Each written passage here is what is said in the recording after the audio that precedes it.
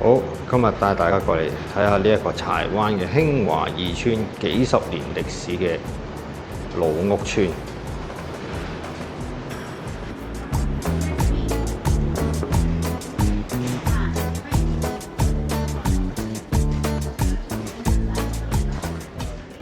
行返呢啲咁嘅舊走廊咧，哇！真係好有 feel 啊，真係。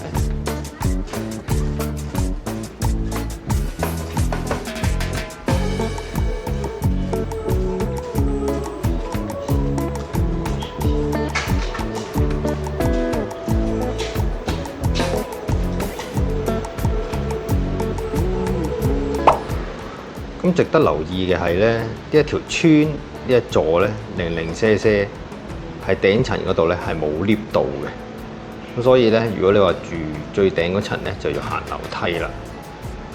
而我哋裝修嘅報價咧，好多時去現場睇位嗰陣，都係會睇埋你個單位係會唔會有 lift 到啦。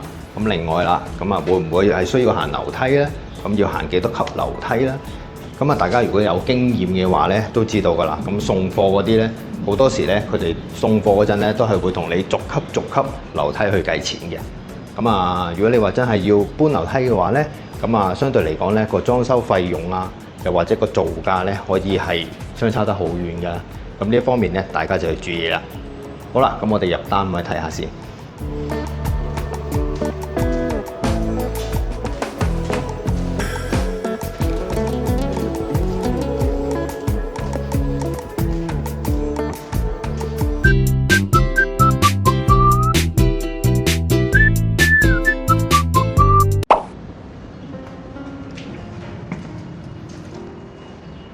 好，一入到嚟單位咧，就見到呢個單位咧就非常之開揚啦。不過咧，今日就陰天，咁所以咧就冇太陽。咁見到咧屋主咧就已經買咗嗰啲洗衣機啊、油煙機啊，都買晒喺度噶啦。咁另外咧，屋主咧都好中意淘寶嘅。咁我見到一樣嘢咧都幾得意嘅。咁一陣間咧都會影俾大家睇下嘅。咁另外咧都會有個露台啦，廚房廁所咧都會喺出邊嘅。咦，各位師傅辛苦了，請隨便使用。哇，使唔使咁客氣啊？咁多嘢飲，仲有朱古力食添，真係 very good， 識做。咁做人咧都係好多時都係你氹下我，氹下你嘅啫。咁如果大家開心啦，咁啊合作得愉快啦，咁就當然啦，咁就會順利啲啦。咁呢一個單位咧就200幾尺啦，咁就四四方方。咁舊樓嚟計咧就非常之實用噶啦。咁啊唔同新樓嘅設計嘅。咁舊樓雖然實用啊，但係佢都有啲老毛病嘅。咁一陣間咧就帶大家睇下啦。咁一陣間都會講一講呢間屋係做啲乜嘢啦。咁首先咧個廳呢度咧就家家戶戶都有噶啦，都係有一幅咁嘅窗喺度嘅。咁啊，亦都係後加咗呢啲咁嘅防盜欄啦。咁到時咧屋主咧都唔係太中意，咁所以咧到時咧都係會拆走呢個防盜欄。呢啲窗咧亦都係會封嘅。咁到時咧就會同屋主裝翻部分體冷氣機啦。咁個風機咧到時就會裝喺呢一個位置嘅。咁個散熱咧就會裝喺出邊嗰個位置㗎啦。咁到時咧亦都係會裝埋一幅鋁窗嘅。咁我哋依家就出去出邊露台嗰度睇下啦。咁露台門口側邊咧就係個廚房嚟嘅。咁啊見到佢都係有個標配啦，石屎嘅灶台。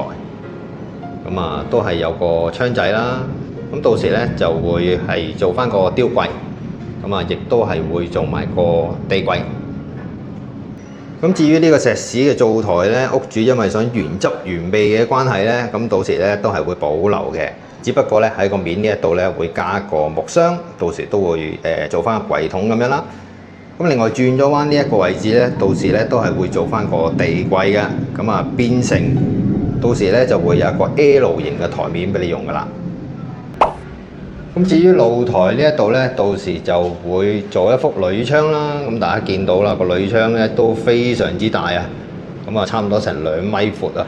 咁到時咧角落頭呢一個位置咧，都係會裝翻個分體機嘅散熱喺度嘅。咁下面咧就會一幅咁嘅燙窗噶啦。咁因為咧依家落緊雨啦，咁其實咧都有少少雨撇咗入嚟嘅，咁所以咧呢啲單位咧好多時屋主收到樓咧都係會做翻幅鋁窗嘅。咁我哋順便就睇下個景觀啦。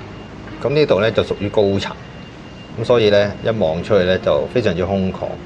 咁基本上咧成個山都望晒。咁大家見到下面嗰個四方框嘅位置咧，即係呢個位置咧就係水務署嘅水缸嚟嘅。咁有山又有水，very good啦。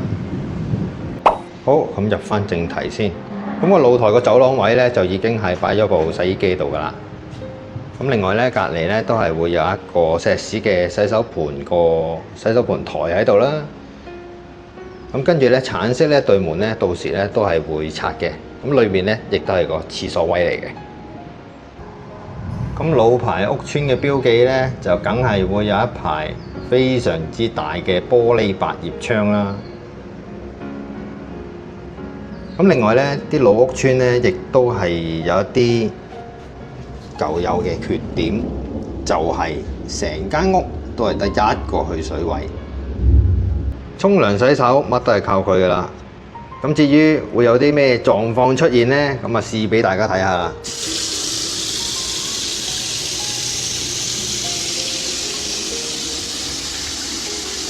咁其實咧，我一路洗手啦，已經一路開水，已經見到咧啲水咧就不停咁搞到成個地台都濕晒㗎啦。咁冇辦法啦，咁啊始終都係得一個去水位。咁裏面沖涼咧，亦都係靠呢一個去水位去水嘅。咁到時咧都會同屋主諗計啦，睇下有啲咩辦法係可以冇咁多水流到出嚟嘅。突然間諗到啲嘢。如果要諗計咧，其實都諗得到嘅。咁如果大家想知嘅咧，可以到時睇埋我裝修完成嗰條片啦。好，我哋好快入埋廁所睇埋先。咁呢個廁所咧就真係非常之細，真係啱啱企到一個人嘅啫。咁啊，到時沖涼咧就係企喺馬桶出邊呢個位置啦。咁屋主咧都係裝咗個電嘅熱水爐，咁亦都係做咗一個獨立嘅電位俾佢噶啦。咁到時咧就會將呢一個水箱去改低啲，去改喺啱啱座廁後面嗰個位置嘅。咁就原有咧就係拉繩噶啦，咁依家咧就會改完之後咧就會唔用拉繩啦，用撳手嘅方式去沖水噶啦。咁另外咧呢一個位置咧，到時咧就會裝翻一個非常之細嘅洗手盆。咁因為咧始終呢個位置有限，咁其實咧都裝唔到任何嘅洗手盆噶啦。咁唯一咧都係裝喺呢一個位置。咁屋主咧就塗咗個非常之特別嘅洗手盆翻嚟喎。咁啊，俾大家望一望先。好，就係呢一個啦。哇！呢一個洗手盆幾得意，非常之的色啊！大家睇下，都唔夠我隻手咁闊。我相信佢應該大概都係6寸咁上下去。幾細隻，哇！真係果然夠啱位，冇辦法，位置所限。咁另外咧都會見到啦，佢都會買埋嗰啲網喉啦、水龍頭啦。哇！不過呢個水龍頭真係